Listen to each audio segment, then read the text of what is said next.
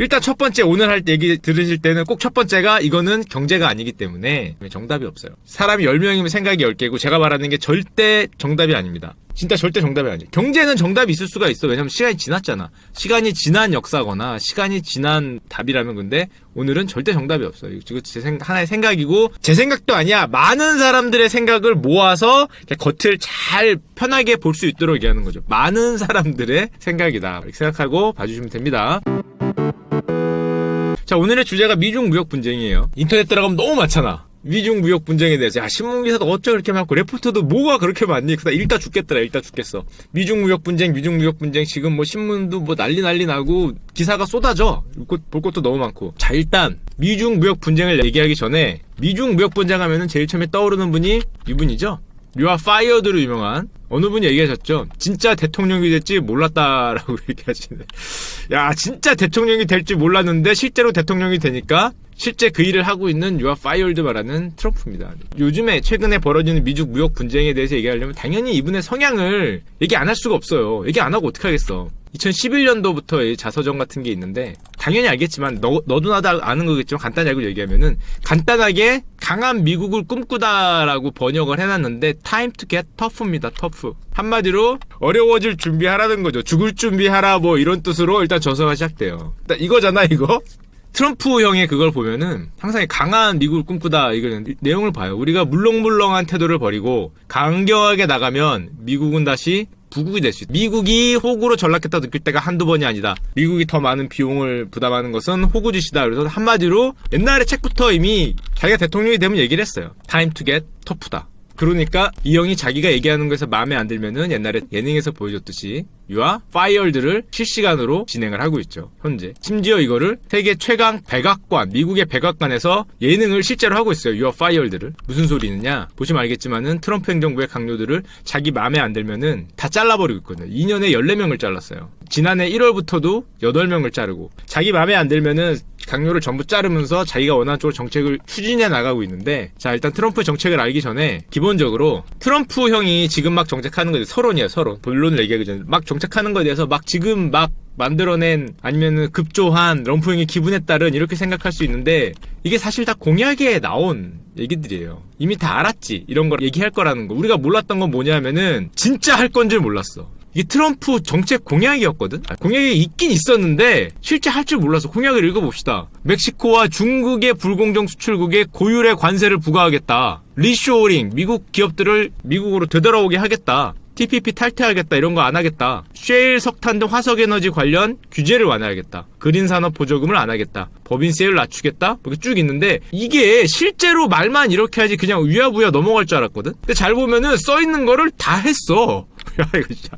야, 이거 되려고 써놓은 줄 알았는데 그게 아니라 이거 다 했어요. 진짜 써있는 대로 했어. 야, 고율의 관세를 넘었지 지금은. 아예 작사를 내놓겠다고 지금 들고 있고 미국 기업들 리쇼어링 돌아오지 않으면은 그 역시 작사를 내놓겠다고 얘기하고 있고 우리나라 주한미군 뭐 미군기지 분담비 뭐 1조 넘는다는 둥 뭐 내년엔 너희들 더 배태워야 된다는 둥 지금 그러고 있고 일자리 창출 이거 우리 자기네 나라에서 미국에서 뺏어간다고 다른 나라 두들겨 패고 있고 오히려 그때 당시에 관심은 뭐였냐면은 트럼프가 된 다음에 가장 큰 관심은 이거였어요. 1조 달러 규모의 대규모 인프라 투자를 확대한다를 사람들이 나머지는 그냥 다 써놓은 거 그냥 누구나 써놓는 거니까 멋진 말 써놓고 오직 인프라 투자 확대 안 된다 1조 달러 투자 안 된다 이것 때문에 경제 시장이 왔다 갔다 했거든. 뭐 투자하니까 뭐 재정정책 많이 쓰는 거 아니냐 뭐 그래서 채권 많이 찍는 거 아니냐 미국채 금리 올라가고 이거 투자 확대하니까 뭐가 좋아지냐 걔네 기업 주가 올라가고 막 이랬는데 실제 보니까 이것도 하긴 했는데 이거는 뭐 그냥 하고 나머지가 착살나고 있어. 셰일 뭐 지금 난리 났고 그린산업 보조금 축소하니까 머스크 형 삐졌고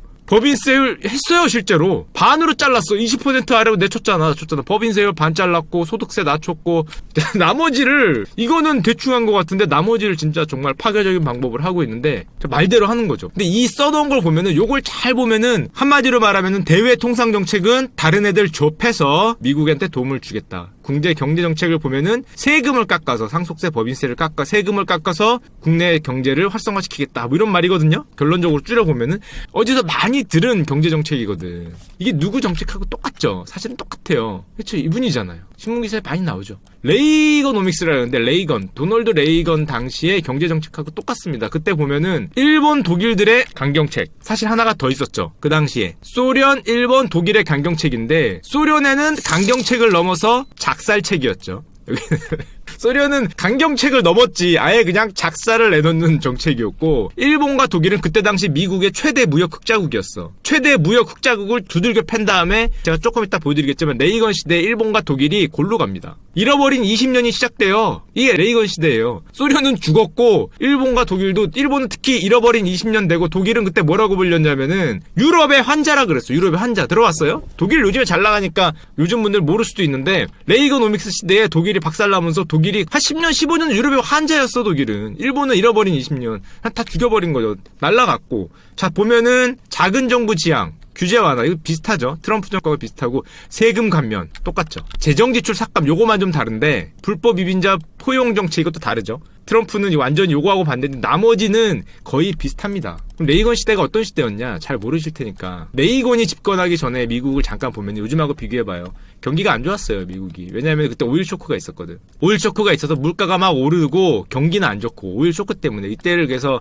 경제학적으로 스태그플레이션 이런 면을 썼는데, 또 당시에 소련이 G2라 그래서 냉전을 하고 있었어. 경기도 안 좋은데 자기 절대 강자였던 미국을 위협하는 소련이란 존재가 크게 부각되던 그런 시절이었거든요. 이거를 해결했어야 되는 거예요. 경기를 해결하고 나의 G2였던 소련을 날리는 두 개를 해결하는 대책으로 감세, 작은 정부, 대외 강경책, 군비 증강을 해서 소련을 날리죠. 그래서 결론적으로 오일 쇼크가, 뭘 운일 수도 있지. 오일 쇼크가 지나가면서 레이건 시대 빨리빨리 할게요. 물가가 하락해요.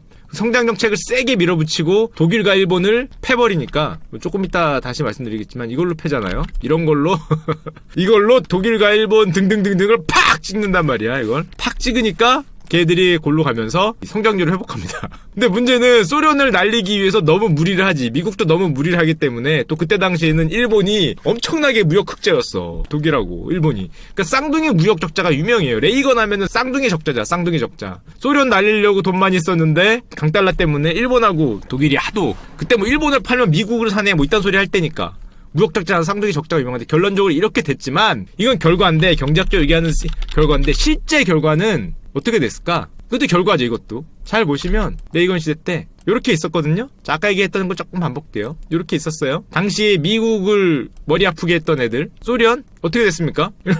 레이건 시대 때 끝나고 하더니 이렇게 됐잖아요. 여기는 아예 체제가 무너졌어요. 뭐 독립국가여단 뭐 그러더니 아예 그냥 체제가 무너졌어요. 여기는 경제가 문제가 아니라 정치가 무너졌죠. 통치 체제가 무너졌어. 일본은 아까도 얘기했죠. 잃어버린 20년. 이거 레이건 시대 때 시작됩니다. 독일은 최근에서야 이제 유럽의 병자가 아니다 이런 얘기를 하거든요. 그게 무슨 소리예요? 최근까지는 병자였던 거죠. 그래서 결국에 레이건이 해낸 게 뭐예요? 잘된 걸로만 얘기하자면 이걸 한 거죠. 너무 유명하잖아요. 아래에 있는 거 Make America Great Again입니다. 이게 마가잖아요. 이게 트럼프 형의 선거 슬로건으로 알고 있는 분 많은데 원래 레이건 형 때 썼던 거예요. Make America Great Again이 트럼프 형이 처음 쓴 게 아니에요. 트럼프 형 걸로 알고 있지만은 트럼프 형 거지. 트럼프도 이걸 쓰는데 이게 원래 레이건 형의 슬로건이었어요. 아메리카를 다시 그레이트 어게인이라고 말하지만 뭐야, 압도적인 넘버원을 만들겠다는 거잖아. 그대로 됐는데 그거를 트럼프 형이 그대로 갖다 쓴 거예요. 정책도 비슷하고 슬로건까지 비슷해. 왜 그랬을까? 당연히 그럴 수밖에 없던 게, 이런 정책이나 이런 슬로건을 트럼프 형이 직접 안 만들잖아.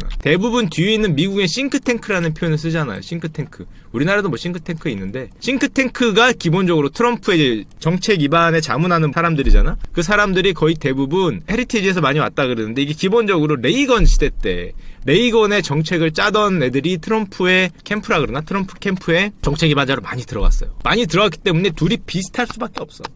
물론 레이건이 지금 제가 좋은 것만 말씀드렸는데, 레이건으로 인해서 이래저래 안 좋은 것도 많은데 그걸 다 얘기하면은 오늘 밤이 셀 테니까 그냥 저런 게 있었다고만 들어주시면 됩니다. 트럼프가 레이건과 굉장히 비슷한 쪽으로 몰고 가고 있다는 걸 들어주시면 되고, 자 그러면 요 얘긴 재밌으니까, 레이건 형이 막 들어섰을 때 처음에는 여기가 달러 강세입니다. 강한 미국, 러시아를 박살나야 되는 강한 미국이라 그래서 달러 강세가 쫙 이어지거든. 미국 경기가 엄청 좋아지고 미국이 돈을 풀고 러시아하고 싸우기 위해서 달러 강세가 막 올라가는데, 막 올라가다 보니까 일본하고 독일이 엄청 좋아지잖아요. 그러니까 아까도 말씀드렸지만 딱 여기서 여기 집권 1기의 마무리, 야 이제 소련이 골로 갈 것 같으니까 여기서 이걸로 팍 치잖아요. 팍 팍팍 쳐서 플라자 합의가 뭔지 다 아시죠? 환율에 대해서 반토막을 내는 플라자 합의를 한 다음에 그대로 반대로 약달러로 갔는데 요 한 방에 엔화가 골로 가죠. 요 한 방에 엔화가 골로 가고 요 한 방에 마르크도 골로 갑니다. 이거는 잘 모르시더라고. 마르크도 골로 가요. 같이 갑니다. 같이 가. 엔화가 좀 많이 갔지. 엔화는 좀 많이 가고 마르크는 좀 덜 간 거 있는데 요 한 방에 미국에서 엄청난 흑자를 올리던 일본과 독일이 동시에 가요. 일본은 언제까지 가냐? 뭘 언제까지 가? 최근까지 갔잖아. 잃어버린 20년. 그래서 요즘에 아베 형이 이거 올린다고 요즘에 뭐예요? 양쪽 하나 같은 거 하면서 반대로 떨어졌던 엔화를 다시 엔화를 약세를 일으키기 위해서라고 하는 표현은 뭐하지만은 약세 효과를 만드는 양쪽 하나를 열심히 하잖아. 플라자 합의를 한번 뒤집는 거죠. 거꾸로 뒤집어서 올라가려는 걸 이제 와서 하는 거고 독일은 그럼 어떻게 갔어요? 이게 살렸죠. 통일 독일이 있었거든. 통일된 다음에 더 어려워지긴 했는데 이게 살렸지.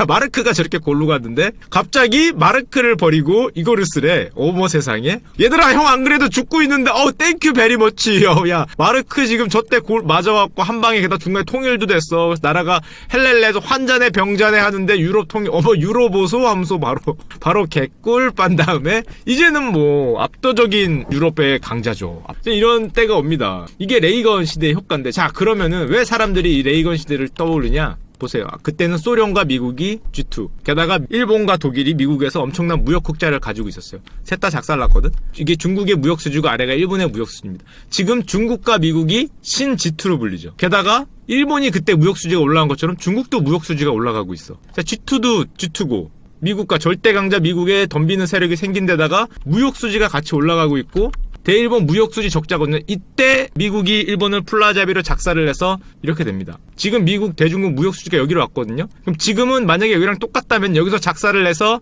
이 무역수지 적자폭을 줄여야겠지. 뭔가 비슷해. 뭔가 느낌이 정확히 이건 아닌데 뭔가 그때랑 야 이거 비슷한 거 아니냐 뭐 이런 생각을 하는 거야 이게 지금. 게다가 정책도 비슷해. 요 레이건 시대에 싱크탱크 하던 형들이 비슷한 정책을 여기서 또 내밀고 있어. 야 그러면은 옛날에 한번 재미 봤던 정책을 야 이거 벙커링 한번 하더니 3연봉 가는 건가 이런 생각을 하죠. 그리고 이게 사실은 옛날부터도 말이 있긴 있었어요. 트럼프 시대 전에도. 여기 2002년, 2003년도 얘기한 건데 2003년도에 중국이 막 뜨기 시작하니까 일본 재무장관이 야 일본이 왜 1985년 플라자 합의 때 일본이 엔화를 절상시켜서 가로 열고 우리가 20년 동안 골로 간 것처럼 너희도 해야 된다. 나만 죽을 수 없다. 이번 커링 나만 당하면 안 된다 이 자식들아. 3연봉 가야 된다라는 거를 요 당한 다른 저 죽어있는 저그가 무덤에서 이렇게 죽어있잖아 지금. 무덤에서 죽어있는 저그가 형 쟤도 벙커링 가져가고 훈수질 나는 20년간 누워있었는데 훈수질을 했고 실제로 저걸 이제 스탠포드 교수가 위안화를 절상할 경우에는 중국도 일본의 전철을 밟을 가능성이 높다 이런 얘기 2000년 초반에서부터 없었던 건 아니에요. 계속 나오는 건데 뭐 죽어있는 애들이 얘기한 거니까 그때만 해도 뭐 이렇게 심화되지 몰랐겠지. 자 그러다 보니까 중국이 두려워하는 게 뭐겠어요? 그냥 무역 협상에서 조금 양보하는 정도면 할 수 있겠지. 야, 조금 양보해서 중국 돈 얼마나 버는데 그거 양보한 정도는 문제가 아닌데 그 양보가 문제가 아니라 잘못하다가 그게 쟤네 레이건 형들하고 똑같이 이런 거 하는 거 아니야? 쟤네가 보자 하니까 이거 하려는 거 아니야? 이런 의심을 하는 거지. 이런 의심을. 당연히, 야, 우리도 옆에서 보는, 구경하는 우리도 저 벙커 갈 것 같은데? 잠깐만. 야, SCV 4개 뽑고 5개를 안 누르고 SCV가 갑자기 한 마리가 정찰을 나가. 야, 이거는 벙커링의 냄새가 나죠. 벙커링의 냄새가 나기 때문에 지금 뭐 일본에 가서 조언도 구하고 마지막으로 뭐라고? 중국은 일본같이 잃어버린 세월을 맞진 않을 것이다. 벙커 니들이 지금 이거 들고 오려는 거 아니냐. 이거 들고 의심을 하는 거지. 내가 여기서 뒤로 물러났다가 한번 봐주면은 벙커링이 오는 거 아닌가 이제 이런 생각을 하니까. 그리고 결정적으로 저 정도 벙커링이면은 저것도 마음이 아프지만 경제가 한 1, 20년 침체되는 것도 마음이 아픈데 그게 문제가 아니라 아예 통치학적으로 이게 정치적인 문제로 넘어가면은 굉장히 암울한 굉장히 그 당시에 G2였던 소련은 아예 이렇게 됐죠. 아예 박살이 났단 말이야. 그럼 뭐를 두려워하겠어요? 정치적으로 통치적으로 분열되는 거를 두려워한다고. 자 그건 어디서 나타나느냐. 저 오늘의 맨 마지막에 저 뒤에 가서 한번 얘기할 텐데 중국은 기본적으로 그레이트 파이어월이라고 있어요. 자기네들과 서방을 정보를 막아놨습니다. 우리는 그렇게 안 생각하겠지만 이 그레이트 파이어월이 뭐냐 하면은 서방의 많은 정보와 서방의 뭐 자기들 치면 안 좋은 것부터 중국을 막는 거거든. 한마디로 우리로 치면 인터넷 검열보다 훨씬 더 심한 그 인터넷 섬같이 만들어놨어. 정보가 자유롭게 들어오고 나갈 수 없어요. 지금 중국은 그렇게 보일지는 모르겠지만 이걸 담당하는 기업이 어디냐면은 화해입니다. 그러다 보니까 화해로 인해서 지금 엄청난 양국에 밀고 당기고 나는 게 화해를 양보할 수가 없거든. 그거는 단지 경제적인 게 아니라 그 정치적인 문제. 다시 한번 조금 뒤에 다시 한번 얘기 드리고요. 자, 일단 기본적으로 이 정도 배경을 깔고 얘기를 들어가면은 봅시다. 지금의 상황은 어떤가? 지금까지 레이건 얘기였으니까. 자, 트럼프 형이 딱 당선이 됐어. 보니까 G2는 중국이고 하나가 더 있어. 자기 붙어있는 나라 멕시코. 멕시코는 왜냐하면 여기는 이민자의 문제가 있기 때문에. 그리고 나머지 자기네들한테 귀찮은 나라 하나 삥 많이 뜯어가는 나라가 3개가 있어요. 차례대로 대책을 만드는 거지. 잠깐만, 이거는 관세 무역전쟁. 일단 작사를 내고 이 자식들 자꾸 넘어와? 너희는 장벽. 어딜 넘어오려고 네 돈으로 세워라. 이거 내가 안 세운다. 네 돈으로 세워라 이 자식들아. 여기다가 장벽 네 돈으로 세우고. 여기는 압박을 하는 건데 이 아래는 국가별로 다르게 압박을 하는 건데, 여기 조금 이따 말씀드리겠지만 나라별로 대응책이 달라요. 얼마 전에 트럼프 형이 지금 일본에 갔거든요. 일본에서는 아주 지금 요걸로 조금 이따가 말씀을 드리겠습니다. 자, 그리고 트럼프 형이 항상 얘기할 때 보면은 굉장히 강조하는 단어가 있어요. 불공정한 방법으로 우리에게 빼앗아간다라는 표현을 많이 쓰거든요. 불공정한 방법으로. 뭐가 불공정할까? 거의 모든 트럼프 형이 얘기할 때 보면은 우리한테 첫 번째 뺏어간다, 두 번째 불공정하게 뺏어간대. 이건 일자리하고 돈 뭐 그런 걸 얘기하는 거잖아. 뭐가 그렇게 불공정하지? 중국한테 한 얘기거든요. 특히 중국. 물론 첫 번째가 환율이 될 수도 있고요. 두 번째가 여기는 자기 나라를 사실상 막아놨어요. 이게 무슨 소리냐? 중국에 있는 IT 기업들 대표적인 거 텐센트, 뭐 알리바바, 뭐 또 뭐 있냐? 바이두, 뭐 이런 애들, 화웨이 다 이 안에 있죠. 기본적으로. 미국 기업들 여기 들어갈 수 있나? 열려있는 것 같죠? 못 들어갑니다. 중국에서 구글 접속이, 유튜브 접속이 안 돼요. 중국에서 페이스북 접속이 안 되죠. 중국에서 또 야후? 안 되죠. 중국에서 트위터? 안 되죠. 중국에서 뭐 안 돼요.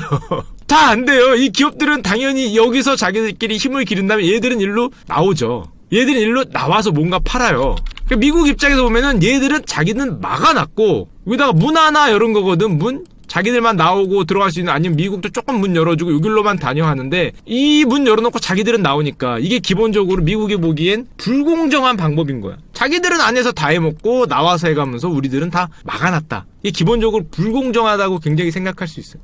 이런 상황에서, 자, 그러면은 미국은 옛날하고 뭐가 달라졌냐? 옛날 방송에 다시 한번 반복이 되기 때문에 요거는 다시 한번 안 말씀드리는데, 미국은 지금 이미 셰일가스로 자립경제가 됐죠. 에너지 자립경제가 됐죠. 그때 그래프 보여드렸잖아요. 에너지를 이제 수입하는 나라가 아닙니다. 이제 수출하는 나라가 됐어요. 무역에서 아쉬울 게 없어. 기업들 리쇼어링이라 그러죠. 아까 보여드렸죠. 들어와야 돼. 법인세 들어와, 인하해줄게. 고소득자 소득세 인하해줄게. 들어와. 미국으로 들어와서 자립경제니까 무역을 끊고 해서 기본적으로 자기들이 뺏겼던, 불공정을 뺏겼던 부와 일자리를 가져오겠다는 겁니다. 기본적인 전략이죠. 기본적인 전략.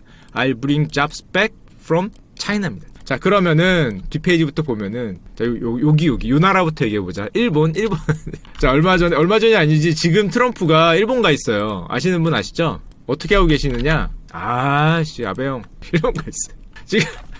지금 삼시세끼 식사를 같이 하면서 옆에 붙어 있습니다. 조찬, 오찬, 만찬에 골프장 갔다가 스모 경기장까지 손잡고 다니고 있어요. 스킨십과 지금은 아베 형은 잃어버린 20년을 하다가 드디어 아베노믹스로 엔화 절하시키면서 일본 경제 좀 올라가고 있는데, 이거 트럼프가 그거 환율 조작 아니요? 니네 그 엔화 찍는 거 그러면 내일 날아가기 때문에 이거 한 달 안 걸릴 것 같아. 바로 날아가는 거지. 바로 엔화가 이렇게 가다가 이러면은 가는 거거든. 하루 종일 이거 할 수밖에 없어요. 지금 우리의 상상을 초월한, 역시 우리 아베 형, 이렇게 보면 인상 좋은 아저씨. 셀카 찍고 스모 보고 이제 절친애교, 이제 150분 뭐 선술집, 지금 뭐 역대급 관계다. 지금 이럴 수밖에 없어요. 지금 밀어붙이고 있잖아. 아베노믹스에서. 그거 여기서 노 하면 끝나는 거거든. 방법이 없어요. 근데 물론 이게 너무 좋아하면 안 되는 게, 레이건 시절에 그 도끼로 플라자 합의 맞기 전에도 여기 보이죠? 나카소네 야스히로 일본 총리가 서로 이름을 부를 정도로 친했대. 도끼를 맞기 전에.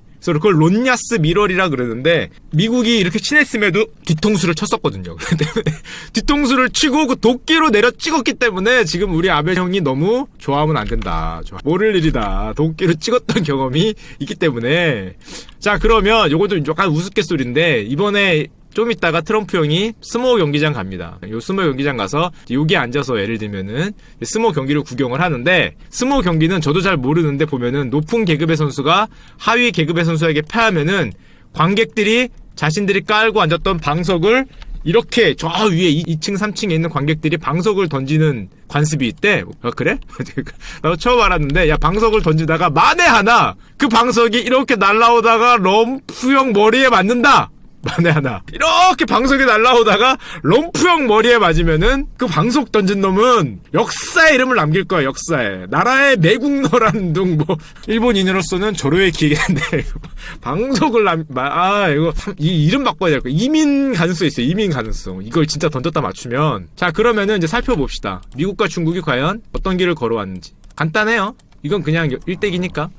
자, 작년 3월에 미국이 먼저 500억 달러 관세를 부과했어요. 부과하겠다. 근데 중국이 이쯤에서 뭔가 숙이고 형 미안해 앞으로 잘할게 이렇게 했어야 되는데 보복관세를 하네. 조금 있다가 25% 보복관세 뭐 이런 얘기를 또 해. 그러니까 무역 협상을 합니다.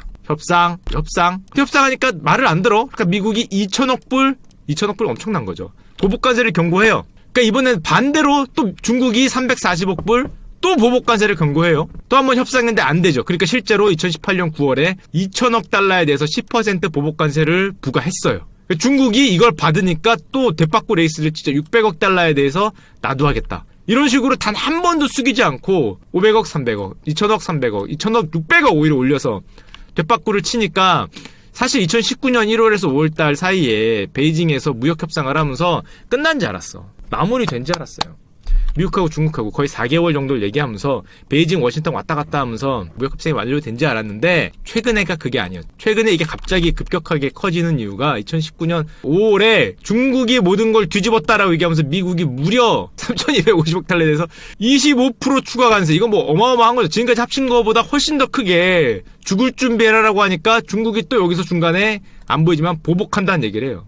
그러니까 이 3,250억 말고 2천억 달러 또에 대해서도 아예 더불어 민상 할 수 있는 모든 카드를 지금 다 쓰는 거거든. 근데 이건 당연히 아시는 거겠지만 혹시 모를까봐 보여드리면 중국과 미국은 서로 지금 사실 딜 교환이 안 돼요. 미국은 사주는 입장이고 소비자고 중국은 파는 입장이에요. 이건 딜 교환이 될 수가 없어. 중국이 미국에 수출하는 게 5천억 달러고 미국이 중국에 수출하는 건 1,000억 불이야. 그러니까 5배거든. 신문 보면 누구나 다 아시잖아 이거. 이게 딜교가 되겠니? 한 명은 탱커고 한 명은 딜러인데 이거 딜 교환이 안 되지. 박미를 한 대 때려봐야 날라오는 거는 뭐 저격 뭐 이런 게 날라오니까 택도 없단 말이야. 택도. 자, 이런 상황에 닥치니까 중국은 어떻게 하겠어요? 전 사실 개인적으로 중국이 좀 숙이고 들어올 줄 알았거든. 그랬는데 아까 전에 봤듯이 그때 당시에 세계 나라 레이건 노믹스 시대 세계 나라가 박살나는 걸 봤기 때문에 트라우마가 있는 것 같아.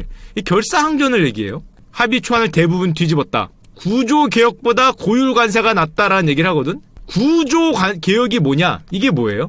옛날에 독일이나 일본처럼 숙이고 들어가서 10년, 20년 경제가 하강하는 거를 감수하지 않겠다라는 뜻과 거의 똑같죠. 미국한테 양보를 해서 우리나라 경제가 아래로 내려가고 구조개혁이잖아요. 구조개혁이 힘들잖아. 힘들고 어려운 다음에 나중에 올라가는 게 이제 기본적으로 구조개혁일 텐데 그런 힘들고 어려운 시기를 옛날처럼 굽히고 들어가서 지나지 않고 고율관세를 감수하겠다. 결사항전을 하겠다라고 나오고 있어요. 심지어 이 구조개혁에는 더 두려워하는 거는 아까도 말했지만 소련처럼 통치제도, 정치권에 대해까지 정치에 대해서까지 구조개혁 이야기가 나올까봐 이건 조금 이따 다시 얘기해요. 화해하고 굉장히 연류가 있는 게 이쪽입니다. 화해를 양보할 수 없는 이유가 이 경제적인 게 아니라 걔네는 정치적인 문제거든. 다른 쪽에 개혁이 나올까봐 그냥 고율관세에 대해서 결사항전을 얘기하고 있어요. 결사항전을 얘기하니까 당연히 그 다음날 그래 결사항전 오케이 콜. 자 10%를 25%로 해봐 결사항전. 오케이 결사항전. 이게 어떻게 나온 결상 얘기냐면은 트럼프가 이걸 발표하면서 중국한테 보복하지 말라고 트럼프 얘기했거든. 근데 바로 중국이 결사항전 얘기를 하니까 2시간 만에 25%를 물린 거예요. 더블업을 한 거야. 2시간 만에 하니까 바로 더블업을. 지금 근데 중국은 이런 상황입니다. 쓴과일을 먹지 않고 시주석의 협상 원칙이다. 결사항전이다. 이렇게 나오고 있는데 자 그러면 조금 더 보여드릴까? 어떤 중국의 입장인지. 이거는 무역전쟁이 아니다. 단지 경제적 양보인 정도가 아니라 이건 인민전쟁이다. 인민 전체가 협박을 받은 거고 중국인 입장에서는 인민전쟁에 가깝다. 그러면서 협박을 하죠. 중국이 피해라고 말하지만 미국도 큰 피해를 받을 것이다. 자 이런 이제 얘기를 하면서 뭐 그럼 요즘에 유명하죠. 뭐 히토류 뭐 이거 지금 중국이 수출하는 거 히토류 둘러보고 대장정 공산당 대장정을 했던 거기다가 이제 꽃을 갖다 놓으면서 우리도 대장정 굉장히 길어질 수 있는 무역 전쟁에서 끝까지 싸워 이기겠다라는 거를 지금 뭐 나오고 있어요. 자 근데 아까도 얘기했지만은 럼프 형은 타임 투 뭐라고? 터프한 타임을 아까 맨 처음에 럼프 형의 기본 사상 가겠다는 거죠. 기억나죠? 터프하게 가겠다는 거거든요. 타임 투 게 터프. 요게 나온 다음에 단지 이게 무역 전쟁이 아니라는 결정적인 내용을 얘기를 합니다. 단지 너희들의 경제적 그거를 박탈하기 위한 무역 전쟁이 아니라 전쟁 폭을 넓혀요. 이게 얼마 전에 떴어요. 옛날 작년부터 얘기는 나왔는데 실제로는 건들지 않고 있던 건데 드디어 환율 얘기가 나오고 있어. 이게 정말 저쪽으로 가면은, 이게 진짜 저쪽으로 가면은 이게 등장하는 거죠. 이게 단지 관세 정도면은 이게 문제가 뭐 그래도 어떻게 될 것 같은데 드디어 환율 내용이 나오고 있어요. 그냥 무역 전쟁이 아니라 판을 키운 거죠. 얘네가 계기니까 관세 좀 맞고 니들이 알아서 키워서 한 잃어버린 10년 정도 해주면은 우리가 G2가 아니라 G1으로 가면서 뭔가 하려고 그랬더니 이게 덤비니까 환율 전쟁을 선포했어. 선포했다라고 표현하면 뭐고 옛날부터 나오던 얘기인데, 자국 통화를 인위적으로 떨어뜨리는 국가에 뭘 하겠다? 상계 관세를 부과하겠다. 이게 무슨 소리예요? 옛날 일본이나 독일은 플라자 호텔을 불러서 모아놓고 도장을 찍었단 말이야. 근데 지금 중국을 보니까 플라자 호텔에 불러서 도장을 찍으라 그러면 안 찍게 생겼지. 그러니까 어떻게 하겠다는 거야? 아, 니들이 도장을 안 찍어? 저 찍지 마. 거기다가 이 계약서를 내미는 게 아니라 계약서를 내민 거하고 똑같이 도장을 안 찍었지만 니들이 남는 거에 대해서 그만큼 우리가 관세로 받겠다라는 거죠. 자, 잘 보시면 자국 통화를 인위적으로 떨어뜨리는 국가에 상계 관세를 부과하겠다. 중국에게 하는 내용이긴 한데 이거 발표를 듣고 옆에 있던 누가 엄청 뜨끔하겠지. 자, 셀카를 찍어야겠어요? 안 찍어야겠어요? 얘들아, 지금 셀카, 좀 더 웃어야지. 우리 아베 형 조금 더 활짝, 치즈 맞나? 치즈. 야, 활짝 웃어야 되겠니? 안 해야 되겠니? 잠깐만. 이거 무슨, 형, 남미? 난 아니지? 오케이. 활짝 웃으셔야겠죠, 활짝. 지금 웃어야 돼. 지금 무서운 소리 하고 있잖아. 가뜩이나 이 도끼가 20년 전인가 30년 전에 우리나라에 날라와서 크게 한번 찍혔던 도끼인데. 지금, 어딜 다시 찍으려고 상계관세 얘기하니까 치즈 해야죠. 치즈 해야 됩니다. 지금 위험한 상황이에요. 이거 보시면 알겠지만은 더는 이제 불이익을 주는 통화정책을 활용할 수 없게 된 것. 통화정책 중국을 겨냥하긴 한데 이게 아베노믹스를 여기다 갖다 넣는 순간에 박살나는 거니까 환율 전쟁까지 선포한 것으로 받아들여지죠. 우리나라도 떨고 있을 수 있어요. 우리나라도. 근데 우리나라는 굳이 미국이 이렇게 거대한 도끼를 갖다가 찍지 않아도 바람만 불어도 이렇게 날아갈 거기 때문에 굳이 뭐 우리나라한테 뭐라 그랬으면은 뭐 이런 성명까지 내면서 할 필요 없을 것 같은데.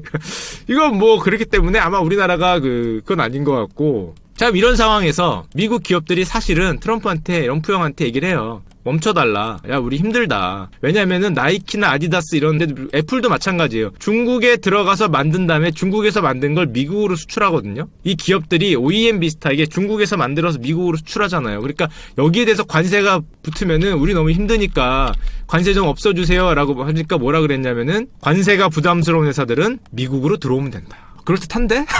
얘들이 하는 얘기가 뭐냐면은, 아니, 우리나라 자기네 미국 기업인 나이키나 아디다스가 중국에 있다가 들어오는 걸 관세 매기면 미국 소비자들이 100%에 가까운 관세 때문에 비싼 가격에 신발을 사야 돼서 미국에 부가 내려가는 거 아니냐 그랬더니 닥치고 미국에 들어오면 된다는 거죠. 이게 무슨 소리냐면 이미 지금부터 나아가고 있는 스텝은 일정 수준의 경제적 그런 어떤 협약, 경제 갈등을 넘어가고 있죠. 이미 정치적 갈등, 더 지금 일개 기업들 수준에서 얘기하는 게 아니라 그걸 넘어가고 있기 때문에 여기서 이미 얘기할 수 있는 그 정도 단계를 사실상 넘어간 게 아닌가. 자, 그러면 아까도 얘기했지만 중국 아저씨들이 제일 두려워하는 걸 잠깐 살펴보면은 이게 미국 군사비하고 소련의 군사비입니다. 막 가다가 여기 1980년대 여기죠. 여기서부터 레이건 아저씨가 등장을 하면서 군비 경쟁을 합니다. 군비를 쫙 올려. 그 소련이 이 근처 어디 있다가 야 이걸 보면서 같이 올리잖아요. 같이 올려서 소련의 군비가 미국의 군비하고 군사비 지출하고 거의 동일한 수준까지 올라가요.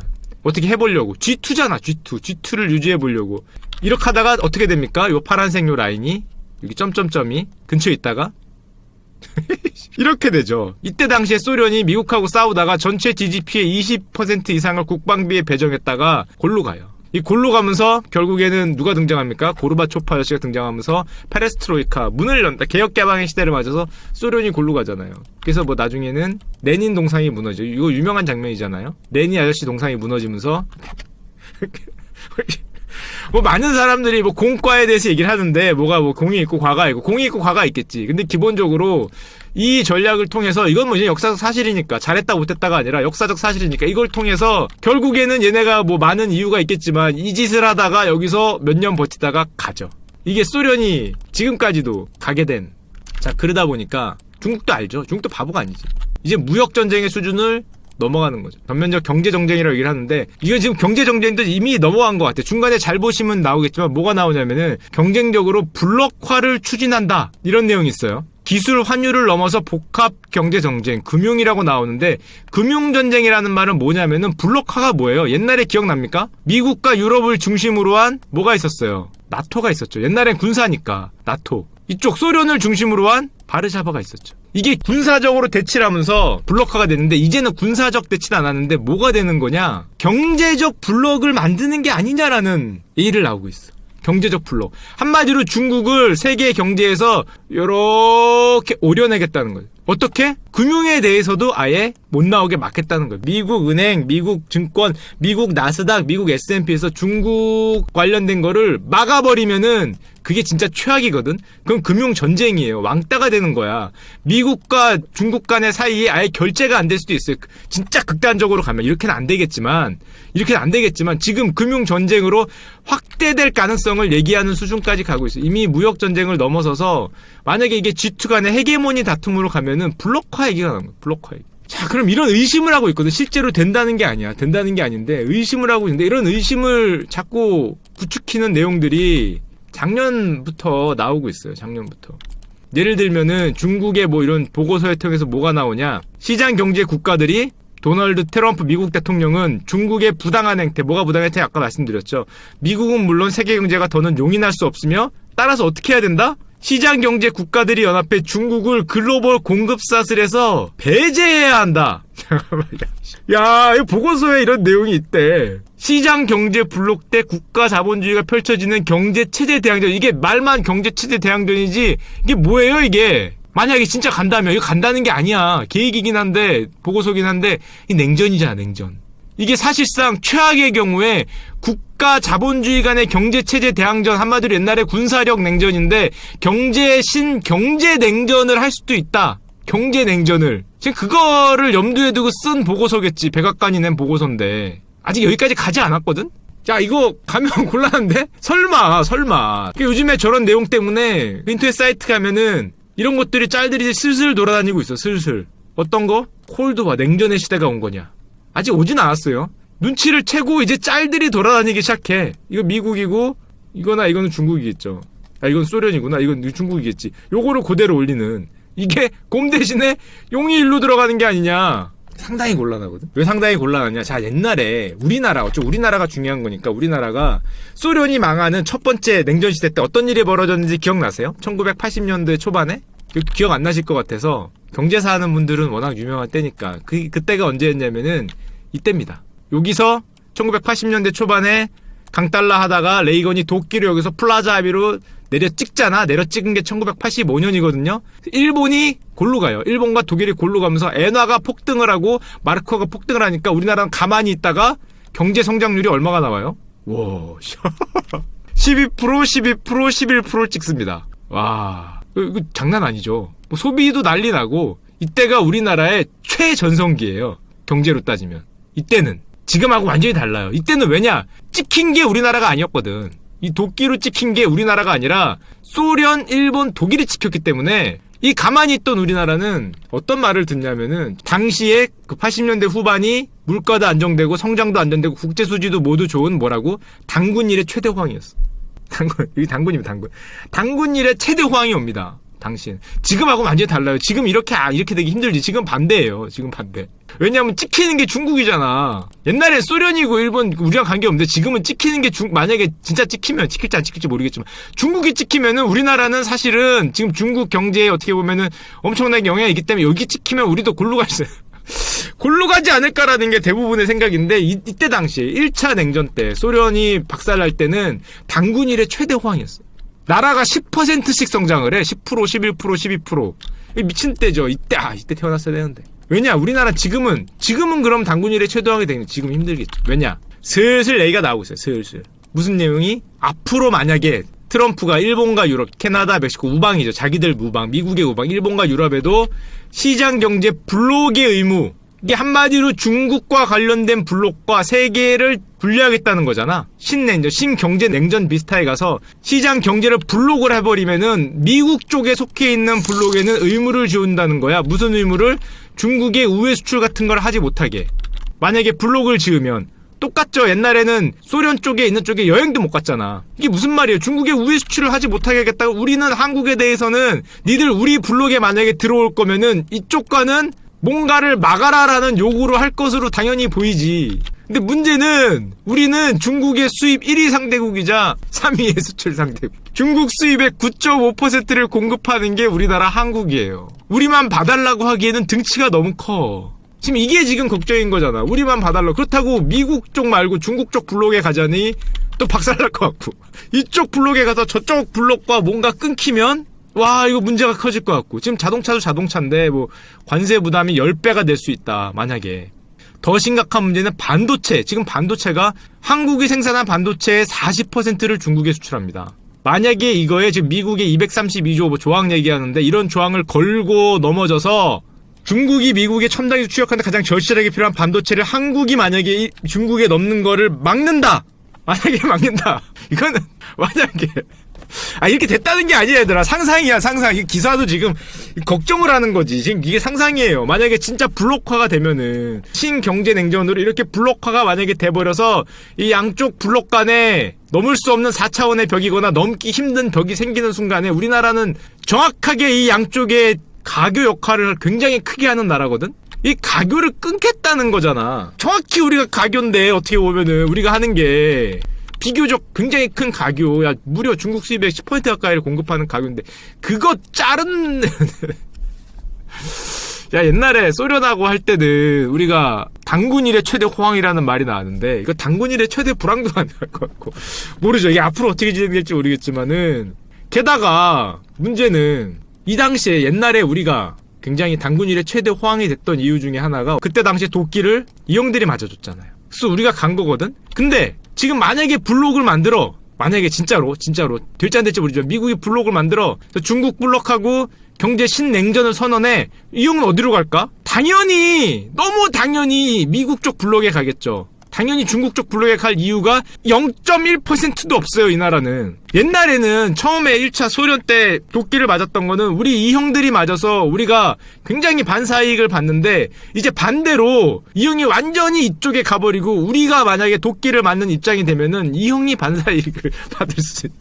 지금 이 형이 빙글빙글 웃고 이쪽으로 붙는 게 이게 어디로 갈지. 독일 같은 경우에는 글쎄다. 우리 유럽 같은 경우에는 뭐 중국 쪽에 아주 그럴 것 같지는 않아서 뭐 중립이거나 약간 이쪽이거나 건데 이 나라는 뻔하잖아요. 이 나라는 100% 럼프형 쪽에 가기 때문에 우리나라는 상당히 반대 입장에 설 가능성이 상당히 보이고 있죠. 자, 그러다 보니까 이 정도 들으면은 중국이 어떤 입장인지 알 수 있습니다. 보고 있는 거지. 예전 형제의 나라 소련이 안녕 했었고 그때 일본이 잃어버린 20년에서 안녕 하면은 지금 우리 진핑이 형은 어떻게 하고 싶겠어요? 노래도 있죠. 너무 아픈 결말 난 이 소설의 끝을 다시 써보려 해. 별 수 없는 거예요. 별 수 없는 거. 더 이상 틀면은 저작권에 걸리기 때문에. 자, 나중에 집에 가서 들으세요. 지금 다시 써야 돼. 어떻게 보면 선택을 해야 될 수 있어요. 일본처럼 약간의 경제적, 제 생각에는 약간의 경제적 그걸 하고 누구나 그렇지만 아무래도 저 트럼프형의 지금 저 엄청난 저 기세에 맞서 싸우기보다는 피해야 될 것 같은데 지금 맞섰거든? 한방 러시 오는데 거기 맞섰어요. 200이 한방 러시 오는데 한 120 정도로 지금 맞섰기 때문에 진짜 이 소설의 끝을 20년, 30년 전과 다른 끝을 쓸 건가? 다른 끝을 쓸 수 있을 것인가? 아니면은 맞서 싸우다가 역시 다시 쓰기 전에 소설을 다 쓰기 전에 쓰러질 것인가? 지금 거기에 서 있는 거죠. 그렇기 때문에 쉽지 않다. 단순히 우리가 생각하기에 그냥 관세 매기고 좀 손해보고 그게 아니라 일본과 독일과 소련이 골로 갔던 그 역사, 특히 정치까지 통치가 무너졌잖아요. 거기서 지금 심지어 잃어버린 20년을 감수해야 되나 아니면은 이 소설의 끝을 다시 써야 되냐에 달려 있습니다. 굉장히 어려운 상황인데 자, 여기까지가 기본적인 1차 내용이고요. 2차가 있습니다. 2차가. 요즘에 신문 기사만 키면 나오는 게 얘예요. 얘가 왜 그렇게 나올까? 이게 한 일개 기업이잖아. 미중 무역 분쟁하는데 애플, 뭐 삼성, 뭐 구글 얘기 많이 나오나? 안 나오죠. 그런 데들 얘기는 잘 안 나와. 여기보다 훨씬 큰 기업들인데 거기 얘기는 잘 안 나오고 맨날 화웨이 얘기만 나와. 야, 화웨이보다 큰 기업 많잖아. 뭐 알리바바도 있고, 중국으로 치면은 바이두도 있고, 텐센트도 있는데 화웨이만 나와. 화웨이에 대해서 조금 알아봐야 돼요. 왜 그게 나올 수밖에 없는지를. 자, 일단 화웨이는 기본적으로 한문으로 쓰면 이거죠. 화위. 뭐예요? 중국이 한다죠. Chinese can do everything이죠. 거의. 중국이 해낸다 뭐 이런 뜻하고 되게 비슷한 거예요. 중화를 위하여라고 해석할 수도 있는데 for the China라고 해석할 수도 있지만 China can do everything이라고 해석할 수도 있거든. 중국이 해낸다라는 뜻하고 굉장히 비슷합니다. 화웨이의 양력, 역사를 보면 1987년에 설립이 됐고 기본적인 거 잠깐 모를까봐 설립자는 런정페이라고 인민해방군 군인이에요. 군인인데 사업을 뭘 하는 회사냐? 저게 통신 장비를 만드는 회사입니다. 스마트폰, 태블릿 같은 통신 장비 매출은 1,000억 불 정도 되니까 대충 뭐 우리나라 돈으로 얼마냐? 100 몇십조 되죠? 영업이익도 한 100억 불 가까이, 종업원 수가 거의 28만 명, 20만 명 가까이 되는 굉장히 큰 회사인데, 자, 이 회사가 왜 그렇게 요즘에 이슈가 되느냐? 이 회사에 대해서 잠깐 오늘 레포트에 있는 걸 그대로 갖고 왔는데, 이 회사는 처음에 뭘로 컸다? 관시. 중국의 정치인들하고 이게 결탁이라 그러면 뭐고 경치인들의 밀을 받아서 크게 됩니다. 나중에는 1996년에 중앙공산당의 독점적 통신 장비 공급자가 돼요. 독점이 됩니다. 독점 통신 장비는 중국 내에서는 경쟁자가 없어요. 2005년부터 세계적인 회사로 크는데 사실상 누가 보더라도 이건 너무 당연한 건데 중국 정부 중화민족주의라서 중국 정부에 의해 보호받는 독점 기업이에요. 그거는 사실이니까. 그건 뭐 어느 정도 인정을 합니다. 중국 내에서는 경쟁을 안 하니까. ZTE라 그래도 경쟁을 하는 건 사실상 아니죠. 자, 근데 문제는 이 회사가 누구 건지를 몰라. 다 유명하죠. 이름이 가려진 소수 그룹이 수백만 주를 소유하고 있는데 이게 누군지를 몰라요. 아무도 몰라. 당연히 중국 최고위급이라고 생각을 하죠. 중국 최고위급. 이게 장점인 시대부터 계속 밀었던 기업이거든요. 그러니까 어디 최고위급인지 모르겠는데 중국 최고위급이 사실상 소유하고 있는 국영 기업에 가깝다고 얘기를 되고 베일에 쌓여 있죠. 실제 보이는 거는 이제 우리 회장 런정페이 회장 아저씨가 1% 정도, 나머지 98%가 노동조합뿐이라는데 이걸 믿는 사람이 아무도 없으니까 이 98%가 누구 건지는 모르는 거지. 근데 문제는 이 회사가 그럼 작은 회사면 상관이 없는데 아까도 보셨지만은 굉장히 큰 회사에다가 중국 정부가 저렇게 미니까 지금 뭐 매출이 이렇게 올라가고 있죠. 뻥뻥뻥뻥뻥뻥 튀면서 지금 얘네가 보통 큰 회사냐? 무선 통신 장비의 세계 1위입니다. 점유율 세계 1위. 글로벌 스마트 시장에 요 붉은색이 화웨이죠. 혼자 올라가고 있죠. 삼성과 애플은 기고 삼성은 떨어지는데 스마트폰 점유율의 세계 3위. 그거 엄청나게 큰 회사예요. 엄청나게 큰 회사에다가 뒤에 사실상 소유주가 누군지도 애매한데, 자, 이건 이 회사가 왜 문제냐? 이 중국 분들이 아니라고 할 수도 있는데 기본적으로 담당하고 있는 게 바로 이거기 때문에 그래요. The Great Firewall이라고 아까 전에 말씀드렸는데 중국으로 들어오는 모든 서방의 이런 뭐 인터넷 기업뿐만 아니라 모든 인터넷 정보고 뭐고 여기다가 파이어월을 어마어마한 규모로 쳐놓는 거를 기본적으로 담당하는 회사가 화웨이입니다. 인터넷을 만리장성을 쳐놓는 회사가 화웨이예요. 아래에 있지만 골든 실드 프로젝트를 황금방패 프로젝트라 그래서 중국을 외부로부터 보호하는 황금방패를 두르고 있는데 여기에 하드웨어적으로 담당하고 있는 게 화웨이입니다. 이게 무슨 뜻이냐 하면은 뭐 그럴 수도 있잖아 생각할 수 있는데 중국을 사실상 불공정한다고 자꾸 트럼프 얘기하는 불공정한 거래로 만드는 그 방법, 그 방안, 그 드라이버, 그 나사가 되는 기업이 화웨이인 거예요. 여기만 이렇게 갈라서 자기네들 세상 안에서 하고 있는. 근데 이게 중국 입장에서는 그럴 수도 있는 거지. 왜 그럴 수도 있냐면 얘네 입장에서는 이게 그레이트 파이어월이 자기네 나라를 경제는 개방을 했지만 정치는 개방한 게 아니기 때문에 자기 나라를 지키는 공식적으로 얘기하는 거예요. 좋고 안 좋고 문제가 아니라 우리는 그레이트 파이어월로 차이나의 그거를 지키겠다는 거거든. 그러니까 우리는 그런데 왜 니들이 문제를, 이거 뭐 나쁘고 좋고의 문제가 아니니까. 그래서 기본적으로 이건 다 알려진 거예요. 신문기사에 다 나오는 내용인데 뭐. 중국 내 이제 정보 검열 대방화벽이라 그러는데 이제 이용자의 접속을 막고 뭐 정보 공유 뭐 막고 뭐 이런 대방화벽을 담당한 회사입니다. 한마디로 중국 정부의 어떻게 보면은 그 도구라고 얘기를 할 수 있는데, 자, 그렇다 보니까 그림으로 잠깐 표현해드리면 중국이 이렇게 포탈 뒤에 있는데요. 이 포탈 뒤에는 중국 기업들이 있겠죠. 이렇게 바이두, 텐센트, 알리바바, 화웨이가 따끈따끈한 뒤에 있고 이 너머에서는 못 들어온 이런 애들이 불공정하다 이거지. 미국 입장에서는 못 들어오잖아요. 여기 안에 따끈따끈하게 얘들은 나오기만 하고 들어오지 못해. 나와서 우리한테 뭐 발사하고 쏙 들어가 버려. 몹 잡고 들어오고 몹 잡고 들어오고 요런 플레이를 하니까. 게다가 여기를 지금 이런 게 막고 있거든요. 이런 게 막고 있어요. 못 들어오게. 이 가운데서 이 역할을 해주는 회사가 화웨이입니다. 자금성을 지키는 가디언 같은 회사가 화웨이라고 보시면 돼요. 이 바깥에 있는 애들 입장에서는 장난 아니야. 포탈 밖으로 나오더니 화염구 한 방 쏘고 들어가. 나오더니 어라 한 방 쏘고 들어가. 야씨 뭐 장난치냐. 그런 게 어딨냐. 밖에서 문 열어라 그러니까 열긴 못 열어. 파치고 가디언이죠. 자금성을 지키는 이 가디언이 화웨이라고 보시면 돼요. 자, 그러니까 그 미국 입장에서 보면 이 불공정한 무역 거래를 자기들 입장에서, 중국 입장에서야 당연한 거겠지만은 이거를 지금 지키고 보수하고 하는 회사가 화웨이란 말이야. 화웨이가 괜히 통신 계열 쪽을 담당한 게 아니지. 자국 내 핸드폰을 괜히 화웨이가 지금 쓰고 있는 게 아니에요. 자, 그러다 보니까 이런 상황이다 보니까 미국 입장에서는 야 이거 불공정한 거 아니냐. 중국 무역 유출이 당연한 거예요. 기술 라이선스 이게 문제가 아니라 저기를 아예 막아놨다는 게 자체가 불공정하다 얘기하는 겁니다. 이거 미국만 그러느냐? 얼마 전에 중국 대사가 정상회담 앞두고 유럽은 미국을 따라가지 말고 특정 기업의 정당에게 해를 입히고 시장 환경을 왜곡하지 말고 공정하고 편견 없고 차별이 없는 원칙을 견지하면서 우리를 도와달라라고 EU 가서 얘기를 했어요. 미국의 눈치를 보지 말고 독자적인 길을 걸고 우리를 도와달라, 공정하고 편견 없고 차별 없게라고 얘기를 했는데 이때 스페인 대사가 얘기한 거지만 EU에 어떻게 보면 바라보는 시각도 비슷하지. 평평한 운동장이 조성되는 것이다. 스페인 기업도 스페인 대사니까 중국에서 공정한 대우로 받을 수 있는 평평한 운동장 무슨 말이에요? 저 열나는 거지. 포탈에 나와서 한 방 쏘고 들어가지 말고 최소한 지금 만리장성이 그레이트 파이어월을 쳐놨는데 열나는 거예요. 자기들 기업이 들어갈 수 있도록. 지금 유튜브도 못 들어가는데 뭐 유튜브 못 들어가는 다 못 들어. 페이스북이고 뭐고 IT 기업들은 다 못 들어가죠. 지금은 평평한 운동장이 아니라는 얘기를 하는 거예요. 자, 그런 상황에서 지금 이거죠. 신만리장성이라고 표현하거든. 그레이트 파이어월. 미국이나 서방 입장에서 보면 지금 이렇게 돼 있다고 보는 거예요. 이렇게 못 들어오게.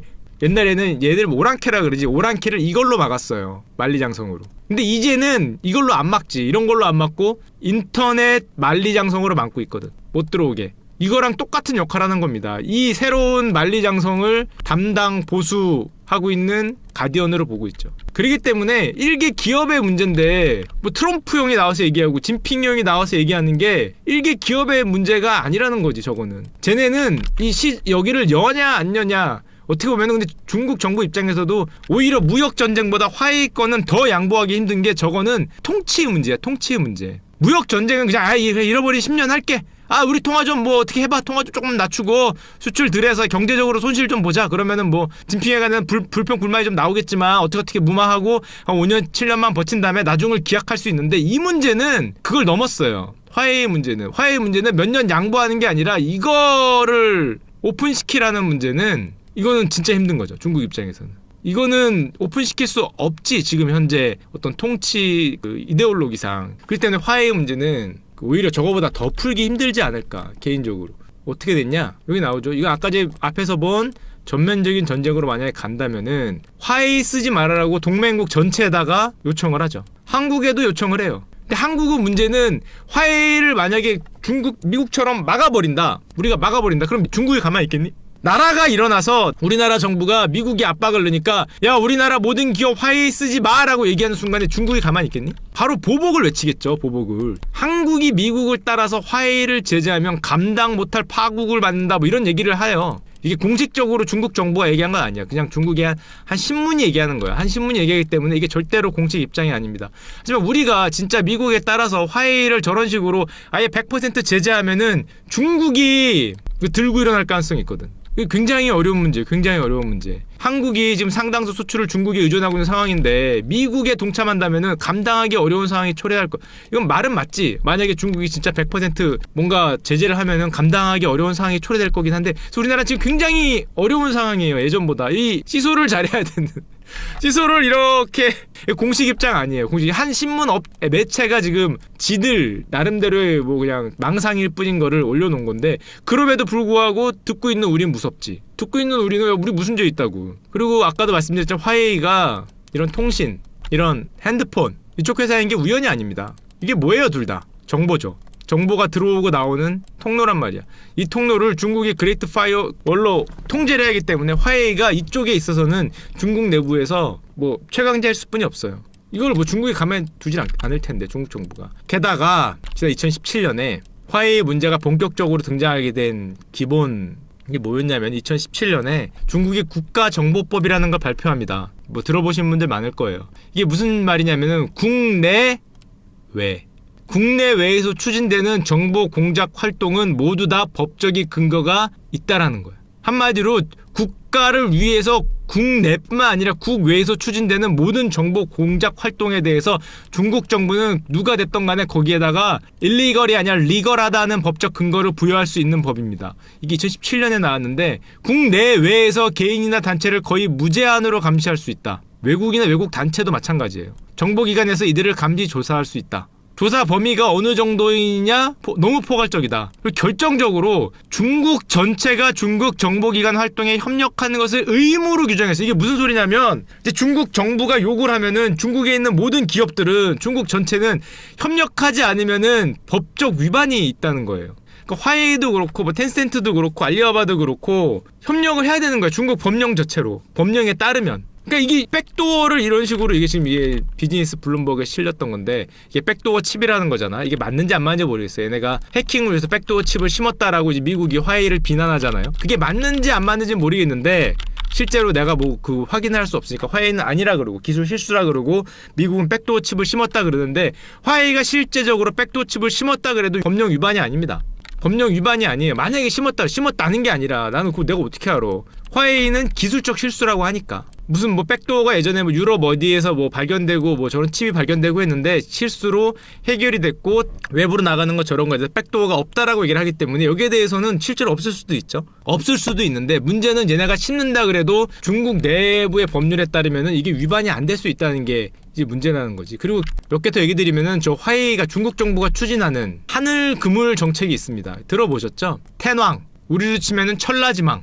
중국이 자랑하는 천라지망 무슨 소리냐면은 실시간 영상 감시 시스템 14억 인구를 2천만 개의 보안 카메라 CCTV로 실시간 감시하겠다. 중국 천라지망 시스템에 깊게 연관된 회사가 화웨이예요. 그럴 수밖에 없죠. 사실상 국영기업에 가까우니까. 사물 인터넷에 연결되는 수십억 개의 기기들을 인공지능에 의해서 모두 감시하는 시진핑 주석 아저씨가 한 얘기가 이거예요. 텐왕은 하늘그물은 모든 종류의 위험을 예측하고 방지하기 위한 사회보다 통치의 혁신이에요.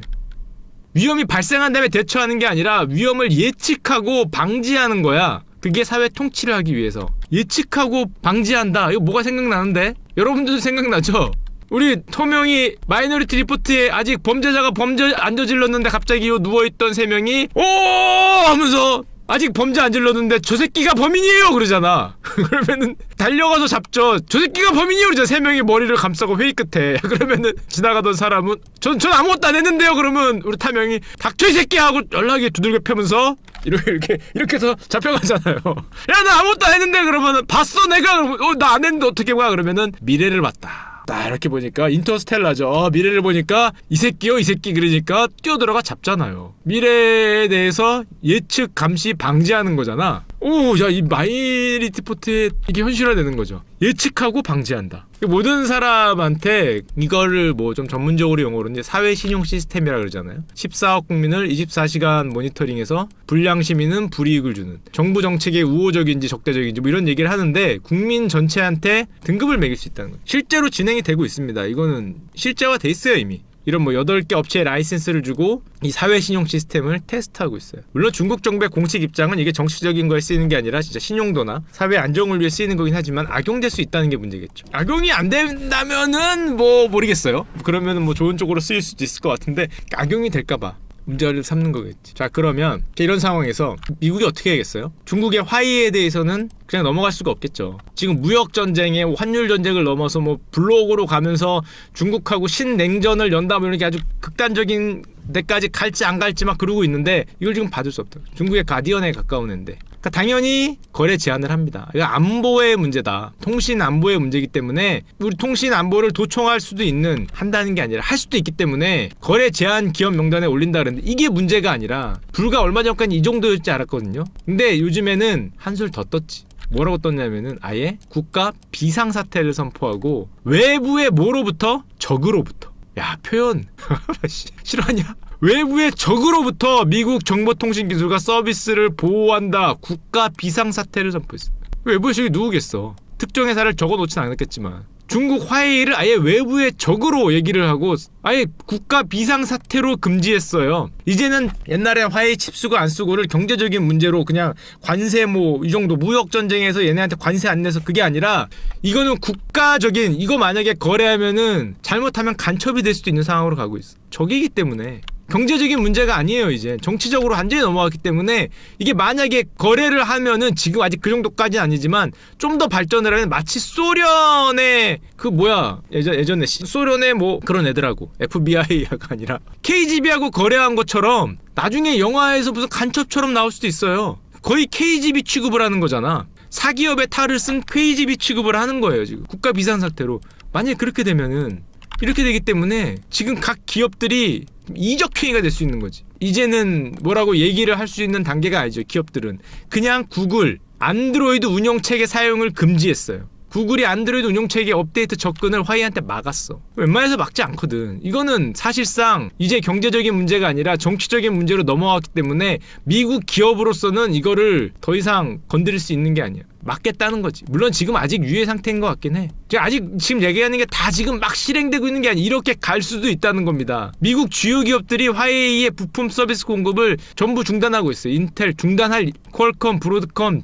이게 만약 진짜 블록커로 가면은 미국만 그러느냐? 미국 블록에 속해 있는 경제 그룹에 있는 우리 동맹국들은 저 화웨이와 쓰면 안 된다. 화웨이를 보이콧하라고 요구를 하겠죠. 옛날하고 똑같지. KGB 취급을 한다면은 지금 양쪽 동맹, 우리 자기네들 동맹을 생각하는 데다 요구를 하는 거야. 글로벌 업체들에 ARM 손정희 형이 갖고 있는 영국 회사죠. 반도체 칩 못 쓰게 하겠다. 뭐 쭉쭉 나오죠. 미국이 요청을 하니까. 요청을 아니라 거의 강요를 하는 거지. 구글, 인텔, 미국 기업은 당연하고 독일, 일본, 영국, 대만까지. ARM은 영국에 있는데 일본 손정희 형이 샀죠. 그렇다 보니까 아까도 얘기했지만 참 우리나라가 문제입니다. 시간이 아직은 조금 남아있는 것 같긴 한데, 그리고 좀 좋은 쪽으로 가서 양국이 이렇게 협의를 보고 좋은 쪽으로 해결되면은 그나마 다행인데, 저게 진짜 저렇게 블록화가 되면은 지금 야 연 12조 원 사가는 게 문제가 아니라, 한국에서 연 12조 원 사가건 뭐 그게 문제가 아니라, 이걸 만약에 화웨이를 한국이 금지를 할 수 있느냐, 반사 이익 지금 이런 게 문제인 것 같지 않은데? 화웨이를 한국이 금지를 할 수 있냐, 이거 진짜 만약에 아직 그렇게 안 되기를 간절히 바라는데, 트럼프 형이 더 심하게 가서 블록화 어쩌기 하면서 화웨이 아웃을 한국에 강요를 해. 동참하면은 사드 보복이요. 동참하지 않으면은 트럼프 형 입장에서는 일본은 자기네 블록으로 들어왔는데 한국은 저쪽 블록으로 가는 거냐, 뭐 이런 식으로 나오면, 그렇게 안 나오길 아직 그렇게 간다는 거 아니거든? 자꾸 얘기하지만은 이게 완전히 진행 상태가 아니니 걱정을 하는 거야, 그쪽으로. 만약에 그렇게 요구를 하면은 야 화웨이를 우리가 아웃시킬 수 있을까? 제2의 사드 보복을 넘을 것 같은데? 이걸 만약에 진짜 중국이 진짜 이빨 꽉 깨물고 우리한테 보복 들어오면은 사드 정도를 넘을 것 같은데, 와 지금 그래서 아까도 얘기했지만은 뭐 신문 기사로 어떤 뭐 특정 뭐 이딴 소리 하고 뭐 감당 못할 파국 뭐 이런 얘기를 하니까, 자 물론 마음 편한 나라도 있습니다. 어떤 나라가 있냐? 저기 남미에 있는 뭐 베네수엘라에 있는 모 두로 형님은 지금 신났죠. 형제의 나라 중국 화웨이와 함께 투자하겠다. 신났어요. 어이쿠 야 트럼프 이 XX야 이러면서 지금 형제의 나라 중국 어서 와라. 우리나라에 그럼 중국 입장에서는 아 여기 돈도 없는데 뭐 하려고 이걸 설치해줘. 투자하기도 싫은데, 게다가 남들은 지금 5G 얘기하고 있는데 뭐 포지망 투자해달라고. 형제의 나라 차이나 I love 차이나 이러면서 Chinese brother thank you 하면서 4G 무슨 4G야. 지금 신났어요. 여기 형제의 나라 중국과 모든 러시아 회사가 함께 투자해라 빠들어 이런 데 지금 신났고. 자 그러다 보니까 화웨이는 공식적으로는 일개 회사거든요. 사기업이 미국 정부한테 제재를 받으면 뭐 그럴 수도 있잖아. 일개 사기업인데 그럼에도 불구하고 중국 대사가 보복을 하겠다. 잘못된 행동이 사기업이 거의 아니라는 거죠. 중국 정부가 나와서 미국이 싸우기를 원한다면 우리도 끝까지 싸울 거다. 사기업 제재하는 건데도 끝까지 싸울 것이다. 공은 미국에 있다는 무슨 말이에요? 니들이 안 싸우면 우리 안 싸울 테니까 봐달라는 말하고 비슷한데, 5,000년을 견뎌냈다. 왜 또 다른 5,000년을 견딜 수 없겠냐라고 얘기를 했는데 뭘 견뎠지? 뭘 견디셨지? 5,000년 뭘 견디? 5,000년 중국 잘 사셨던 것 같은데 5,000년 동안 핍박을 받았나? 뭘 견디셨는지 모르겠는데 하여튼 뭐 이렇게 보복을 하겠다. 중국 정부가 얘기한 거죠. 그리고 뭐 이 런정페이 화웨이 회장은 요즘에 뭐 이 정도 문제는 뭐 지금 사실상 뭐 10년 전부터 준비해와서 문제가 없다라고 얘기하지만 제가 보기에는 런정페이 화웨이 회장이 할 수 있는 일이 없죠. 10년을 준비해왔다. 뭐 준비하면 뭐 중국 내에서는 망하진 않겠지. 중국 내 독점 기업인데 사실상 망하진 않겠지. 근데 화웨이 런정페이 회장이 할 수 있는 일이 없어요. 기껏해 여기다가 지금 매우 좋은 안전 기록을 갖고 있고 스파이 의혹을 부인한다. 스파이 같은 거 백도어 이런 거는 안 한다. 외국으로 나가는 건 뭐 안 할 수도 있겠지. 실제로 안 할 수도 있는데 지금 그걸 할 수도 있다는 거에 걱정을 하는 거니까. 중국 여부로부터 부당한 정보 제공 요구를 받은 적이 없다. 이 같은 요구를 받을 경우 어떻게 하겠냐라고 물어보니까 거절하겠다라고 얘기했어요. 중국 정부로부터 거절하겠다 얘기했는데 하필이면 또 무슨 국가보호법 뭐 이런 거 정보보호법 이런 게 나와서 나는 중국을 사랑하고 공정당을 지지하지만 세계에 이렇게 치지 않을 거고 앞으로도 그러지 않을 것이다. 이렇게 공식적으로 얘기를 하긴 했어. 문제는 이거를 미국이 전혀 안 믿는다는 거죠. 하나만 더 보여드릴까? 화웨이 회장님의 말씀을. 미국은 우리를 과소평가했다. 여기 우리가 누굴까? 난가? 런정페이 회장님이 화웨이 우리 차이나? 우리를 과소평가했다. 차이나가 화웨이는 아닌데 우리가 이렇게인가? 또 약간 좀 의미심장한 말을 했는데 이게 사실상 중국 정부의 뜻인 것 같기도 해. 우리는 세계 정상에 서려는 이상을 이루기 위해 개인과 가정을 희생했고 이 과정에서 머지않아 미국과 충돌할 수밖에 없다. 이거를 10년 전부터 알고 있었다 이제 얘기를 하는 거죠. 미국과 충돌할 수밖에 없을 거다. G2로 올라가고 있는 지금 상황에서 지금 보면은 GDP 차이가 이렇게 좁혀지고 있거든요. 미국과. 지금 미국도 좀 올라가긴 하는데 어느 정도 지금 좁혀지고 있단 말이야. 이 과정에서 마치 소련이 미국과 좁혀지다가 충돌한 것처럼 물론 그건 지금도 정치적 것도 다르죠. 미국과 충돌할 수밖에 없을 것이라는 걸 10년 전에 뭐 예측했다 뭐 이렇게 생각하면 될 것 같은데 자 그러다 보니까 어떤 말이 나오느냐. 뉴 콜드워. 중국과 미국이 콜드와로 가느냐. 만약에 그렇게 되면은 파이낸셜 타임스의 기사인데요. 이제 여기 있는 글은 피해야 된다는 겁니다. 또 US must avoid 피하라는 거죠. 뭐 뉴 콜드와를 피해야 된다라는 이제 기사가 뜨긴 했는데 이 기사가 뜬다는 말은 이걸 지금 두려워하고 있다는 거죠. 콜드와 2를. 만약에 이렇게 되면은 이게 단기간에 안 끝났겠지. 진짜 콜드워로 만약에 이거 끝까지 간다면은 소련과 미국이 대가리 박치기 한 게 몇 년인데 10년, 20년 갔잖아요. 1980년대부터 시작을 해서 90년대 초반까지 갔기 때문에 10년을 이상 갔는데 야 만약 그렇게 되면은 빨리빨리 끝내지 이거 쉽지 않다. 지금 아까 전에 말한 이 가디언 미국이 입장에서 보면은 지금 가디언 하나 데리고 있는 거잖아요. 이거를 봐줄 수는 없는 입장이고 그러니까 이런 내용이 나오는 겁니다. 잠깐만 여기 왜 내가 있냐? 왜 내 등 터뜨려? 나 가만히 있었는데 내가 뭐 했다고? 터지고 있어 요즘에. 이게 썰방밖에 안 했는데 왜 날 갖고 그래 이게. 그래서 옛날에 소련과 미국이 싸울 때는 우리나라가 굉장히 이득을 많이 봤는데 당군 일의 최대 호황이 됐는데 이번에 만약에 싸우게 되면 이렇게 안 되기를 간절히 기도합니다. 두 분이 훌륭한 두 분이 잘 타협을 봐서 그쵸 잃어버린 뭐 몇 년을 하건 뭘 하건 G2가 되건 G1이 되건 타협을 본 다음에 새우 좀 살았으면 하는 이제 간절한 그게 있는데 굉장히 중요한 시기 같다. 양쪽의 시소에서 좀 절묘하게 잘 이때부터는 정치니까 양쪽의 뜻이 이렇게 첨예하게 맞서는데 양쪽에 뭐라 그러냐 이걸 잘 잡아서 실속 있고 좀 국민들이 편안한 괜찮은 게 좀 유지될 수 있기를 간절히 바랍니다. 어떡하겠니? 여기 지금 뭐 이러고 있는데 현재 그런 상황이에요. 그래서 화웨이 문제에 대해서는 단순한 기업의 문제가 아니고 미국과 중국의 미역 분쟁 이슈보다 화웨이 이슈가 굉장히 많이 나오는 게 사실상 이런 거기 때문에 그렇습니다. 굉장히 단편적인 얘기만 한 거예요. 단편적인 얘기. 한쪽에만 얘기를 한 거고 이 문제는 상당히 크기 때문에 경제 뭐 정책도 아직 현재 진행 중이야. 뭐가 끝나지도 않았어요. 뭐가 완료된 것도 아니야. 제가 얘기한 것도 가정에 굉장히 많이 들어가 있어. 한 5년 10년 정도 뒤면은 결론이 보이겠지만은 현재는 결론이 보인 상황이 아니기 때문에 경우의 수가 굉장히 많아요. 굉장히 많고 우리나라는 좀 여기서 훌륭한 선택을 해서 좀 좋은 쪽으로 좀 갔으면 합니다. 그냥 뭐 제가 드리고 싶은 말은 너무 단편적으로 보면 쉽지 않다.